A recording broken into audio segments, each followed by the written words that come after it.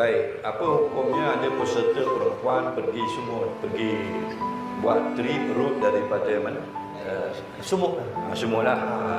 Belayar untuk hantar sedikit bekalan ataupun membuka minda masyarakat dunia untuk kembali memberi fokus kepada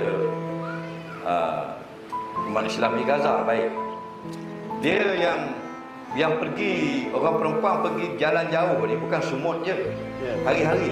Kalau kita tengok di airport Sepang, hari-hari, beribu hari. Ada yang pergi Bandung, ada pergi Sydney, ada pergi shopping dekat Melbourne, ada pergi Beijing, ada pergi Tokyo. Nah, tapi belum lagi orang tanya soalan. Kenapa? Kerana itu hal-hal biasalah, bukan hal-hal mana yang berkait dengan syariat. Dah, yang pergi makan angin, pergi main ski di Wellington, pergi di Auckland, pergi di Australia, pergi ke Ireland, macam-macam makan angin, pergi shopping di Prague, pergi beli beg tangan di Italy, pergi beli minyak wangi di UK, pergi beli kain langsir di Liverpool, kain langsir jom lelong kau beli sana. Ramai mana orang beribu-ribu, dah berpuluh-puluh tahun dah tidak dipersoalkan. Dah. Jadi bila sumut ni jadi kecoh. Tak apalah, sekurang-kurang ada soalan. Okey, ulama sudah jawab. Semua sekali sudah terjawab. Orang perempuan ini tidak boleh pergi musafir seorang diri.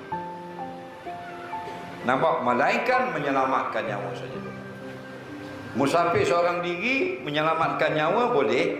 Lain pada hal menyelamatkan nyawa tak boleh. Melainkan itu dia ditemani oleh 3 golongan. Golongan yang pertama ialah mahram. Jika tidak ada mahram, golongan yang kedua ialah suami. Jika tidak ada suami, golongan yang ketiga yang disebut oleh Syekh Ibn Hajar dan Syekh Ramli dalam kitab Tufah dan Nihayah, iaitulah muslimatun adilatun, beberapa orang perempuan Islam yang baik-baik. Nah, cuma mereka berkhilaf 5 orang atau 4 orang sudah memadai. Sama macam dia pergi ke Sarawak naik kapal terbang, dalam kapal terbang itu tak ada mahram dia, dalam kapal terbang itu tidak ada suami dia, tapi ada 4 orang atau 5 orang perempuan Islam yang bukan orang jahat-jahat. Maka sudah dikira sebagai menemani seorang perempuan, tidak dikira seorang diri. Okey, itu hukum dia. Nah, bila tahu dah hukum, boleh kita keluar jalan jauh dengan ditemani dengan beberapa perempuan yang baik-baik. Ada pula tujuan dia, al-umuru bimaqasidiha. Segala pekerjaan kamu tadi bergantung pula kepada tujuan. Tujuan apa kamu pergi? Tujuan kamu memberi pertolongan, hukumnya harus. Tujuan kamu nak glamour, hukumnya haram. Tujuan kamu nak menggalakkan orang supaya sedar, bangkit sama-sama memberi bantuan, hukumnya harus.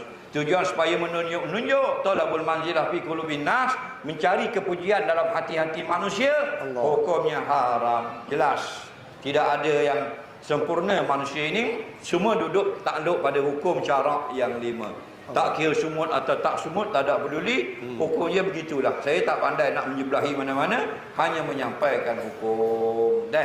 Cuma dulu sebelum sumut, beribu-ribu, puluh-puluh juta dah perempuan ini keluar jalan-jalan. Ada yang seorang diri sampai berlebih 2, 5, 6 ribu kilo dan sebagainya. Cuma bila sumut ini jadi kecoh, sekurang-kurang ada hikmahnya, sudah terjelas hukumnya.